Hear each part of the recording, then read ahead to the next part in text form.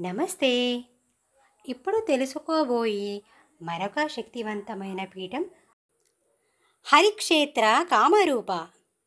సతీదేవి యాగాగ్నిలో దగ్ధం అయ్యాక ఒకానొక కల్పంలో శివుడు తపస్సులోనికి వెళ్ళిపోగా తారకాసురుడు విజృంభించి దేవతలను నానా హింసలు పెట్టసాగాడు. శివవీర్య సముద్భవుడైనట్టి శివ కుమారుండి వల్ల తారకాసురుడు సంహారం జరగాలి. అసలే సతీ వియోగంలో ఉన్న శివుడికి ముందు కళత్రయోగం కలగాలి. ఆ తరువాత శివసంకల్పం జరగాలి. అప్పుడు గదా శివపత్నికి కుమార ప్రాప్తి. పైగా వియోగ హేతువు చేత తపోనిష్ట మగుడైన శంకరుని సంసారం వైపు మరలించాలంటే మాటలా? అందుకని సంబరాలు సమకూరాలి. ఈలోగా పర్వతరాజపుత్రి పార్వతీ సతీదేవి అవతారమని శివపత్ని కాగోరి ఆమె తపస్సు ఆచరిస్తుందని గ్రహించిన దేవతలు కొంత ఊరట చెందారు. శివశతులు ఒకరిపై ఒకరికి అనురాగం వర్ధిల్ల చేయడానికి దేవతలు మన్మధుడే తగినవాడని ఎంచి ఆ పూల విల్లుని శివునిపైకి ప్రయోగించారు. సాహసించి శివునికి పైకి పూలబాణాలు సంధించడానికి బయలుదేరాడు మన్మధుడు.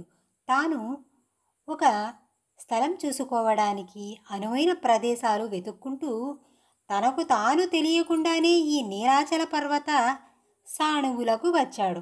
సరిగ్గా ప్రస్తుతం సతీదేవి యోనిభాగం పడిన ప్రదేశానికి వచ్చి అక్కడ దాక్కుని బాణం వేయడానికి గురి చూస్తూ ఉన్నాడు.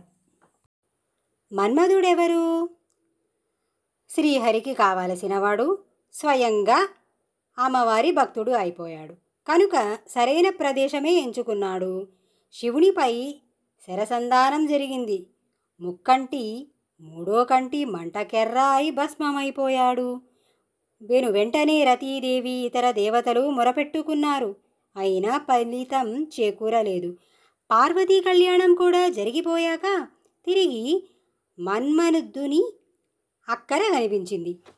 పార్వతీదేవి పతిని ప్రార్థించిన మీదట ఈ పువిలుకాడు పునర్జీవితుడైనాడు. స్త్రీ పురుషుల మధ్య అనురాగాన్ని వృద్ధి చేసే పదవి తిరిగి అతడికి ఇవ్వబడింది.